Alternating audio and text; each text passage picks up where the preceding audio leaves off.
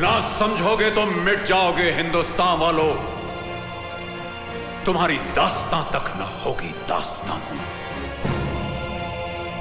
ये 3 रंगों में छपा कपड़े का टुकड़ा नहीं तुम्हारा राष्ट्रीय ध्वज है। इसका मांग करोगे तो कभी सम्मान नहीं पाओगे। कौन हो तुम? कबीरा, जिसने इस परचम की आन के लिए अपना ये बाजू कुर्बान कर दिया। इस चवन्नी के तिरंगे के लिए?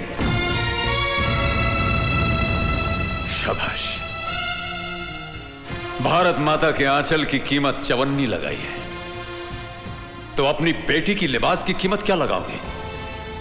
2 कौड़ी।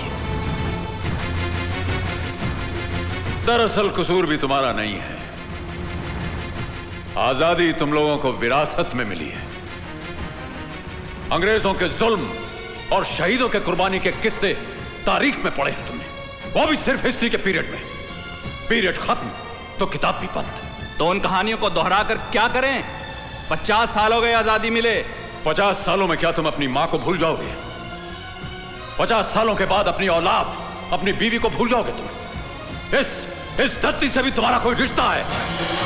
सरहद पर खड़े सिपाही अगर तुम्हारी तरह खुदगर्ज हो जाए तो इस देश पर दूसरे मुल्क का झंडा फहराने में 24 घंटे भी न लगेंगे। तुम जैसे कमजोर तो सिर्फ मंदिर मस्जिद के लिए लड़ सकते हो, देश की आन और मर्यादा के लिए नहीं।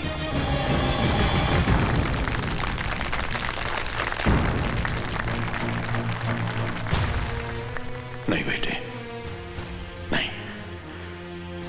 ताली बजाने वाले तमाशा ही होते हैं। मैं तो इस पीढ़ी को मैदान में देखना चाहता हूं। इनकी आंखों में वो जुनून देखना चाहता हूं कि दोबारा किसी की हिम्मत ना हो कि तुम्हारी सरहदों की तरफ आंख उठा करके देख सके। रब रखा तुम इस मुल्क के निगहबान हो। लो, संभालो अपने देश की इज्जत को। इसे कभी बेइज्जत मत होने देना।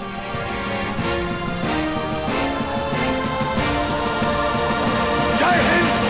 जय हिंद! आज बंटवारे को 50 साल से ऊपर हो चुके हैं, लेकिन पड़ोसी मुल्क लगातार इस कोशिश में है कि हमारे देश का विनाश करे। हालांकि पिछले 3 जंगों में वो हमसे बुरी तरह से शिकस्त खा चुका है, इसलिए वो आतंकवाद के जरिए हमें उकसा रहा है, हमें प्रवोक कर रहा है और हमारे स्टेट्स को हथियाने की कोशिश में लगा हुआ है। लेकिन उनकी इस कोशिश को नाकाम करने का एक तरीका है, और वो ये है कि उनके खिलाफ तमाम सबूत हासिल करके हम यूएनओ के सामने पेश करें, ताकि वो पड़ोसी मुल्क को एक टेररिस्ट स्टेट डिक्लेयर करते। हमारे इंटेलिजेंस आर्मी के कई जांबाज सिपाही इस मकसद में शहीद हो चुके हैं। आज मुझे ये कहते हुए बेहद खुशी और फख्र महसूस हो रहा है कि हमारा एक जांबाज सिपाही इस मिशन में कामयाब हो चुका है और तमाम सबूतों के साथ बहुत जल्द वो हमारे पास पहुंच रहा है।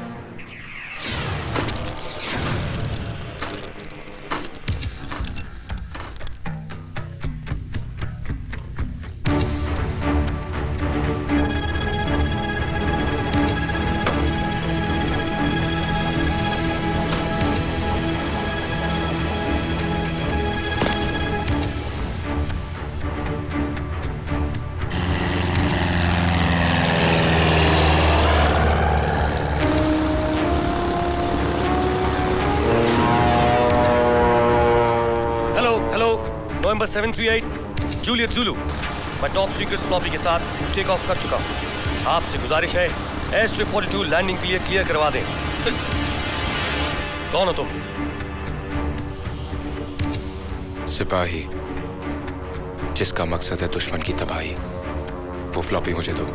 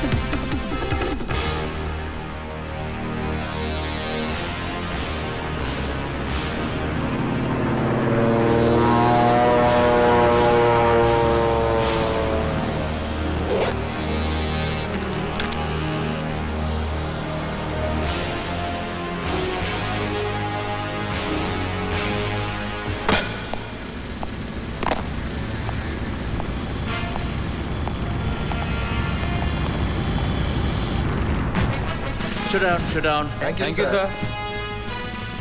बैड न्यूज ऑफिसर्स, बड़े अफसोस की बात है कि हमारे इंटेलिजेंस ऑफिसर अजीज कश्मीरी का प्लेन क्रैश हो गया। ब्लैक बॉक्स एनालिसिस से पता चला है कि उस वक्त प्लेन में कोई और शख्स भी था जिसने अजीज कश्मीरी को खत्म करके तमाम डॉक्यूमेंट्स हासिल किए और वहां से गायब हो गया। हमारे लिए बहुत जरूरी हो गया है कि हम और चौकन्ने और अलर्ट होकर काम करें और ऐसे लोगों का पर्दाफाश करें जो इस साजिश में शामिल हैं। Hey you, तस्वीर कैसे ली? ले ली, प्रेस फोटोग्राफर हूँ, छाप भी दूंगा।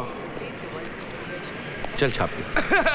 क्या ले तू भाई? ठीक है। कैसा रहा सफर? Autograph please. लाइए। एयर इंडिया की उड़ान 104। मैं आपकी दीवानी हूँ। I mean I am your fan. मैंने आपके सारे नॉवेल्स पढ़े हैं। थ्रिलर और सस्पेंस में आपका हाथ कोई भी नहीं पकड़ सकता। ऐसे अनोखे अनोखे आइडियाज आपके दिमाग में आते कैसे हैं? Trade secret. Okay, thank you. Excuse me, मेरा ऑटोग्राफ नहीं लेंगी? नो। नो? कैसी रही तुम्हारी कॉन्फ्रेंस? कॉन्फ्रेंस? तू लेखक सम्मेलन में तो गया था ना? अरे हाँ माँ, माइंड ब्लोइंग, फैंटास्टिक। चच्ची जान, पेट में चूहे भूख के मारे मर रहे हैं। एक 40-50 पराठे और एक आधा किलो अचार मिल जाए तो यारों का नाश्ता हो जाए। बस यार मैं डाइटिंग कर रहा हूँ। अरे इसकी डाइटिंग को तू नजर क्यों लगा रहा है? बैठे बैठे मैं नाश्ता लेकर आती हूँ। आजा आजा। आलो आलो, पेंशन लाया हूँ साहब। कौन है बेटे? मैं हूँ माँ जी। नमस्ते। सरकारी श्रद्धांजलि आई है आपके लिए। इतना सही करा। मैं जाऊँ? ले। क्यों लेती हो ये खैरात माँ? ये खैरात नहीं, सम्मान है बेटे, सम्मान। सम्मान से पेट नहीं भरता बाबा। माना कि आज हमें रुपयों की जरूरत नहीं, लेकिन उन शहीदों के परिवार जहां कमाने वाला कोई नहीं, जिनकी जरूरतें इन रुपयों से कहीं ज्यादा हो, वो क्या करते होंगे? कभी सोचा हमारी सरकार ने उनके बारे में? इसीलिए तो यहां का नौजवान इस देश से कोई उम्मीद नहीं रखता, क्योंकि यहां के स्वर्ण पदक भी कांसे के बने होते हैं। बेटे, वो लोग जिन्होंने इस देश के लिए अपनी जान की कुर्बानी दी थी, उनका यह मकसद कभी नहीं था कि उन्हें सोने चांदी के तमगों से नवाजा जाए, या जो शहीद हुए हैं उनके परिवार को इतना पेंशन मिले कि उनका गुजारा हो सके। नहीं, उन देश प्रेमियों ने अपने प्राणों की आहुति सिर्फ इसलिए दी ताकि उनकी मातृभूमि, उनकी आने वाली नस्ल आजाद हवा में सांस ले सके। क्योंकि उन्होंने यह जुल्म देखा था, जब सांस लेने के लिए अंग्रेजों की इजाजत लेनी पड़ती थी। वो दहशत देखी थी जब अंग्रेजों के जूतों की दमक से मां के बच्चे गिर जाया करते थे। ऐसे डर और खौफ के माहौल में उभरे नेताजी सुभाष चंद्र बोस। इनकलाब की मशाल अपने हाथों में उठाकर उन्होंने देश के नौजवानों को ललकारा। इनकलाब जिंदाबाद! इनकलाब जिंदाबाद! इनकलाब जिंदाबाद! आजादी नारों से नहीं, हथियारों से मिलती है। वो लोग जिनमें मातृभूमि के नाम पर सर कटाने का जज्बा है, वो जियाले जिन्हें धरती की मांग में लहू की सुर्खी लगाने का जज्बा है, वो मेरे साथ आए। तुम मुझे खून दो, मैं तुम्हें आजादी दूंगा। नेताजी, नेताजी, नेताजी, बोलो जवान। अगर खून से आजादी मिल सकती है तो हम दोनों के शरीर से खून का एक एक कतरा ले लीजिए आप। अगर कुर्बानी देकर आजादी मिल सकती है तो ये सर हाजिर है। मगर हमारे देश को आजाद करवा दीजिए नेताजी, हमारे देश को आजाद करवा दीजिए। शाबाश। वो देश जिसके पास तुम्हारे जैसे सपूत हों, वो देश कभी गुलाम नहीं रह सकता, कभी नहीं। ये शहीद तो बीज की तरह जमीन में दफन हो गए। अब इनकी शाखों को चाहिए कि इतना फलें फूलें कि ना कोई साए के लिए तरसे और ना ही फल के लिए।